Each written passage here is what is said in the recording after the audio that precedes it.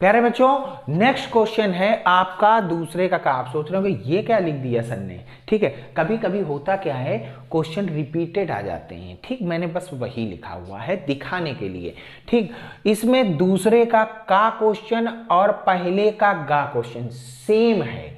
ठीक है, दूसरे के का अगर आपको मैंने पहले का गा क्वेश्चन करा ही दिया है, वही क्वेश्चन दूसरे का है, इसलिए कराने की आवश्यकता नहीं है। कभी कभी ऐसे टाइप के क्वेश्चन आ जाते हैं जो सेम दो जगह आ जाते हैं, ये आपके लिए बहुत प्लस पॉइंट रहेगा। जितना अच्छा है आप लोग भगवान की बड़ा पूजा करिए कि भैया जल्दी से जल्दी ऐसे ही क्वेश्चन दो तीन बार रिपीट कर दे तो एक क्वेश्चन का आंसर दोबारा भी कर दीजिएगा। खैर, नेक्स्ट क्वेश्चन में आगे आते हैं। नेक्स्ट क्वेश्चन कह रहा है दूसरे का cos square 67 degree minus sine square 23 degree का मान ज्ञात करो। बिल्कुल सिंपल होता है इस तरह के जितने भी क्वेश्चन, आपको कुछ नहीं, इन दोनों को देखिए। ठीक, कायदे से देख रहे हैं ना, यहां पर कॉस लिखा है, यहां पर साइन लिखा है। हल करते हैं, पहले आप क्वेश्चन को उतार लीजिएगा। ठीक, कॉस स्क्वायर 60 डिग्री, इस तरह का जो भी क्वेश्चन अगर बटे में आता है तो बटे वाले का आंसर हमेशा एक आता है 99%। ऐसा नहीं कि हमेशा एक आएगा, 99% एक। अगर एक प्लस में है दूसरा माइनस है तो इसका आंसर ज्यादातर 0 आता है। खैर, आगे बढ़ते हैं, अभी पता चल जाएगा कैसे 0 आता है। साइन धोखा दे रहा है, ये मार्कर भी बड़ा धोखेबाज मार्कर है। खैर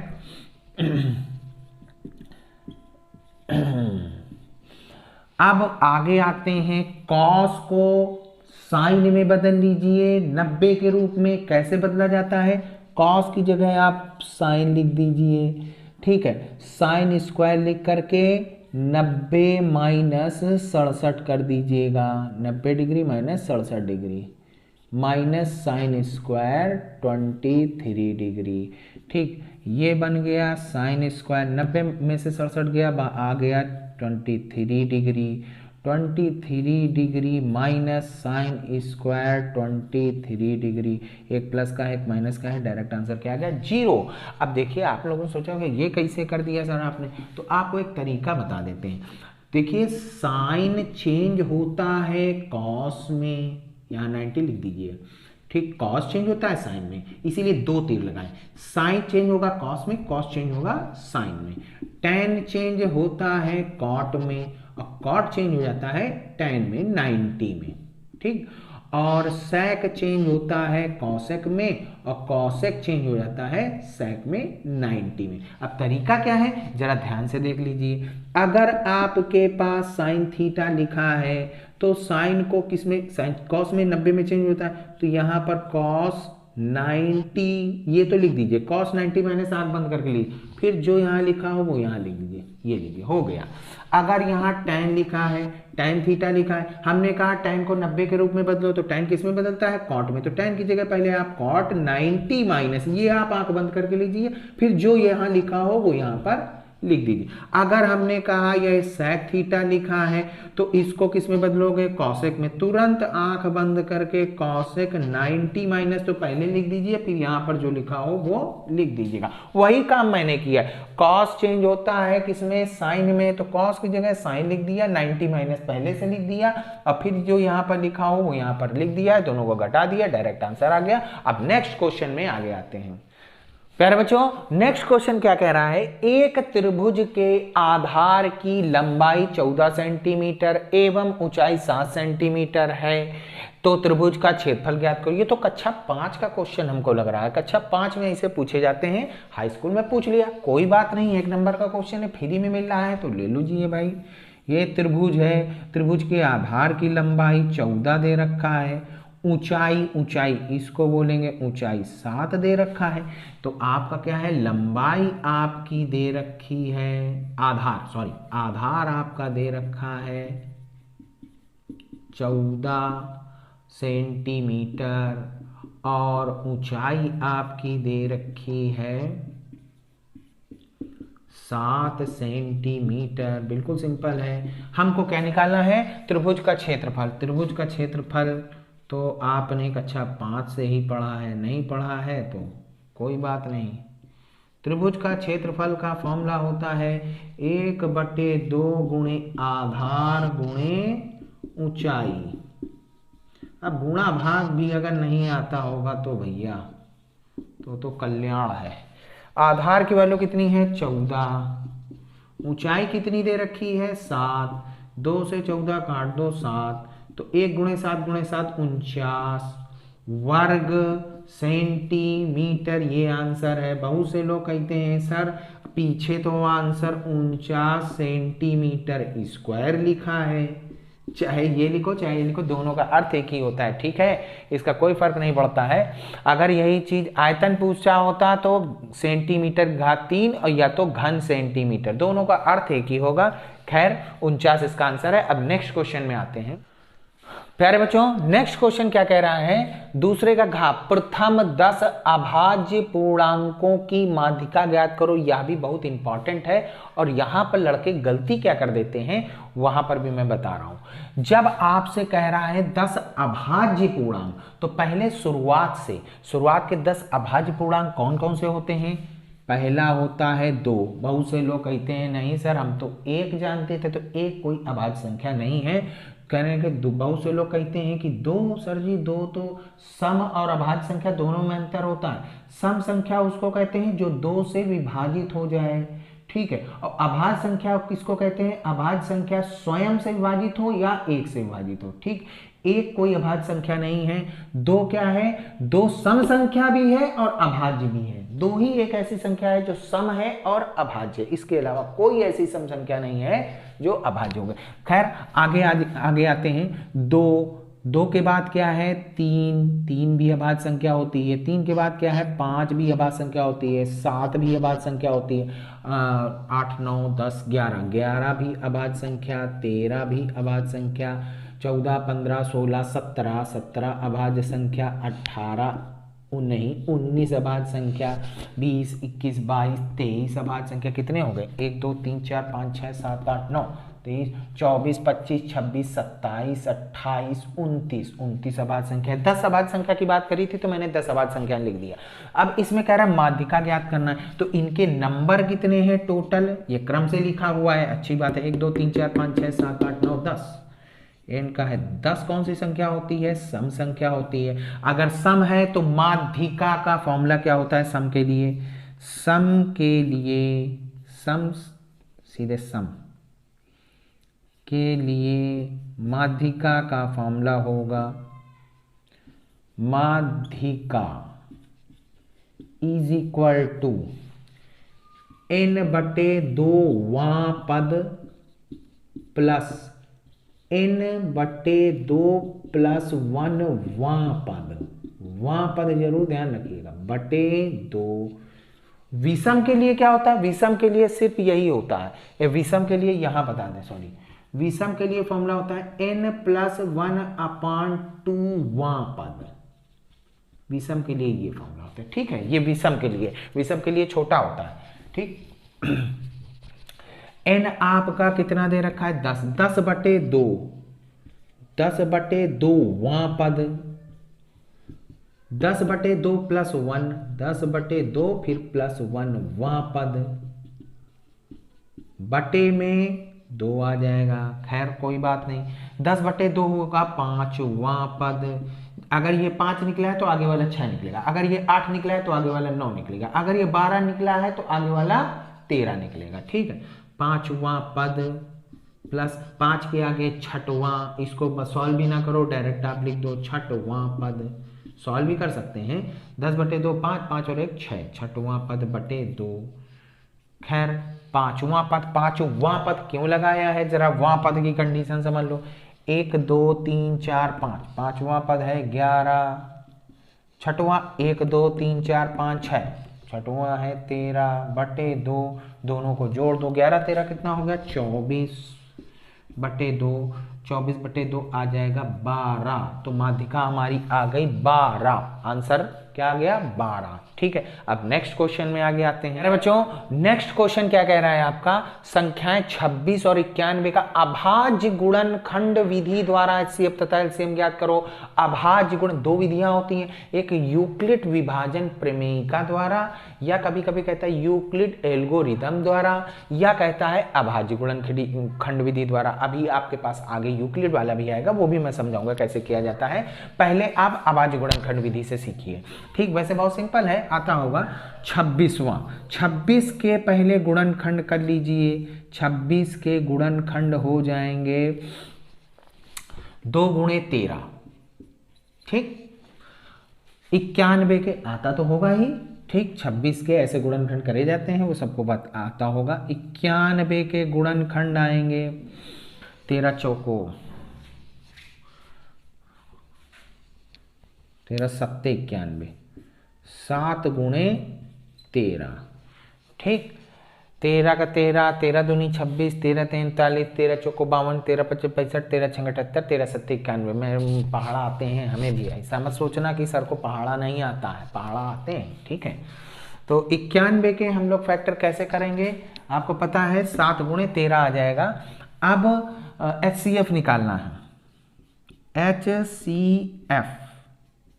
HCF जो दोनों में कॉमन होता है उसको HCF कहते हैं। तो दोनों में कॉमन क्या है 13, तो HCF आ गया 13। इसको मासा भी बोलेंगे, शॉर्टकट में लिख रहे हैं।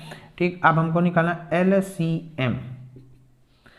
ठीक, LCM lowest common multiple highest common factor. ध्यान रखिएगा, LCM का मतलब क्या होगा, LCM में जो दोनों कॉमन आ रहे हैं वो तो आप लिखेंगे ही लिखेंगे। ध्यान रखिएगा, LCM कैसे निकाला जाता है, जो दोनों कॉमन आ रहे हैं वो पहले आप लिख लीजिए, बाकी शेष बची। शेष कौन कौन सा बचा है, 2 गुणे 7, 13 सत्ते 91, 91 दूना हो गया तुम्हारा 9 9 18, 182। ठीक, तो HCF हमारा 13 आ गया है, LCM हमारा 182 आ गया। यही हमारा आंसर है। अब नेक्स्ट क्वेश्चन में आते हैं। देखिए प्यारे बच्चों, क्वेश्चन में कह रहा है P के किन मानों के लिए समीकरणों की जोड़ी इतना इतने का एक अद्वितीय हल है। तो अद्वितीय हल की कंडीशन क्या होती है, 3 ही कंडीशन होती है, तीनों आपको पता होंगी। अगर नहीं पता है तो आप देख लीजिएगा, बुक में लिखा हुआ है। अद्वितीय हल की कंडीशन होती है A1 बटे A2 does not equal to B1 बटे B2। ठीक, A1 किसको बोलते हैं, जो पहले समीकरण का x का गुणांक वो A1 कहलाएगा, और दूसरे समीकरण का x का गुणांक ये A2 कहलाएगा। तो A1 हमारे पास 4 है बटे A2 हमारे पास 2 है, does not equal to B1 की वैल्यू कितनी है, y का जो गुणा होता है वो B1 कहलाता है। B1 है P और B2 कितना है, y का गुणा 2 है। ठीक, अब खैर 2 से तो हम लोग डायरेक्ट काट देंगे, तो क्या आ गया, P does not equal to 4। इसका मतलब P की वैल्यू 4 नहीं होनी चाहिए और 4 के अलावा कुछ भी रहे। तो आप क्या लिखोगे कि P की वैल्यू 4 को छोड़ करके 4 के अतिरिक्त कोई भी वैल्यू रख दिया जाए तो वह अद्वितीय हल होगा। तो यहां लिखेंगे P, आप यहां पर भी P does not equal to 4 ये भी लिख सकते हैं डायरेक्टली आंसर। और अगर आपको थोड़ा सा और अच्छा लिखना है क्योंकि 2 नंबर में है, तो आप लिखोगे P का मान 4 के अतिरिक्त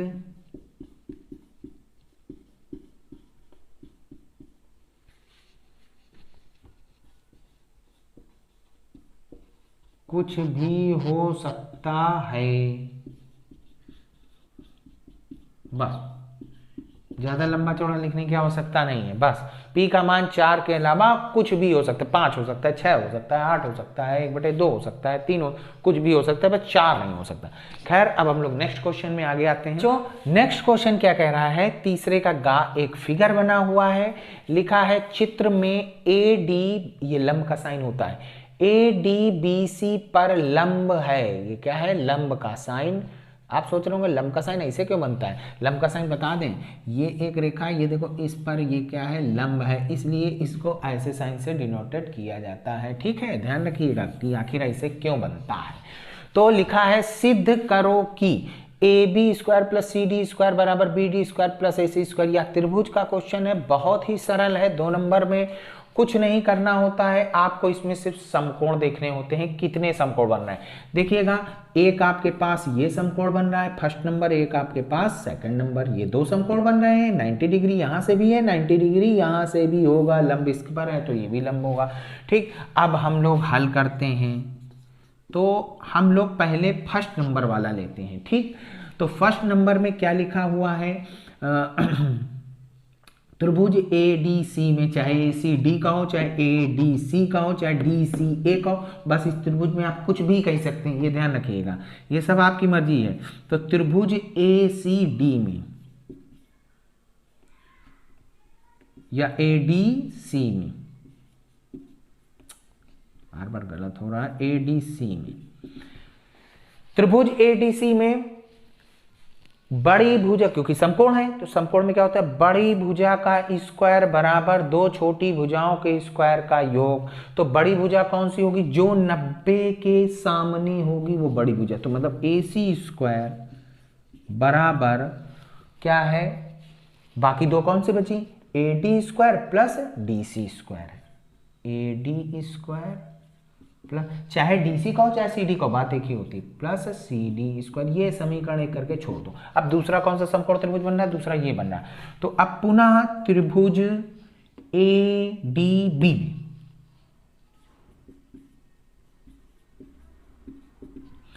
ए डी बी में आप देखिए बड़ी भुजा, क्योंकि ये भी समकोण है तो बड़ी भुजा ए बी, क्योंकि 90 के सामने वाली बड़ी होती है ना, ए बी स्क्वायर बराबर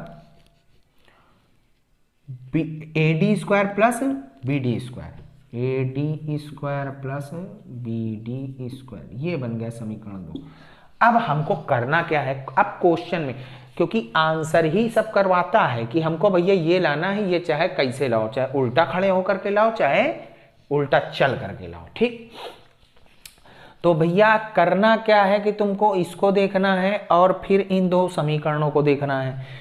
इसको कायदे से एक टक इसको देखो, एक टक इसको देखो, इन दोनों में आपको एक चीज दिख रही है, ये एडी जो है हमको डिस्टर्ब कर रहा है, दिख रहा है ना, जबकि एडी तो है भी नहीं, यहां पर भी एडी डिस्टर्ब कर रहा है। तो दोनों समीकरणों को, बाकी हर चीजें आ रही, लेकिन सिर्फ हमको डिस्टर्ब कौन कर रहा है, एडी। तो एडी डिस्टर्ब कर रहा है तो एडी को क्या करो, भगा दो। कैसे भगाया जाता है, दोनों को घटा दो, घटाने पर एडी ऑटोमेटिक गायब हो जाएगा। तो हम लोग क्या कर देंगे, समीकरण 1 माइनस समीकरण 2, मतलब समीकरण 1 से समीकरण 2 को घटा देंगे, यहां पर घटा करके दिखा रहे हैं। ठीक है, ए सी स्क्वायर बराबर A D square plus C D square, और यहां पर क्या लिखा है, ए बी स्क्वायर बराबर A D square plus B D square. ये तो पता होगा, घटा रहे हैं, दोनों को लिख दिया है, घटाने पर चिन्ह बदल जाते हैं, ये आगे प्लस का लगा, ये माइनस का, ये प्लस का है, ये माइनस का, ये प्लस का है, ये माइनस, ये प्लस माइनस कट गया।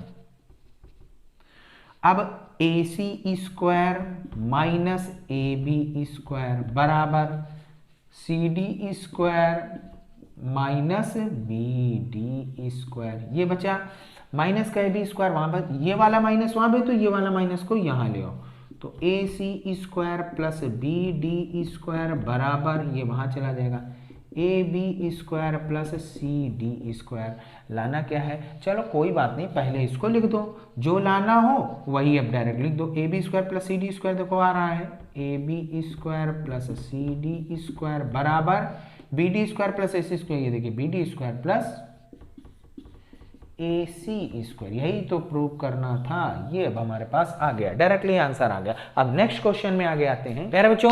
नेक्स्ट क्वेश्चन क्या कह रहा है, एक घन का आयतन 1331 घन सेंटीमीटर, भाई सेंटीमीटर क्यूब का हो चाहे घन सेंटीमीटर का हो, इसका संपूर्ण पृष्ठ ज्ञात करो। सिंपल है, आपको क्या करना है, पहले घन का आयतन लिखा हुआ है तो घन का आयतन क्या होता है आपको पता होना चाहिए। घन का आयतन वैसे दिया हुआ है तो हम लोग पहले घन का आयतन लिख लेंगे, 1331 घन सेंटीमीटर, चाहे घन सेंटीमीटर लिखो चाहे सेंटीमीटर का 3 लिखो, अर्थ एक ही होता है।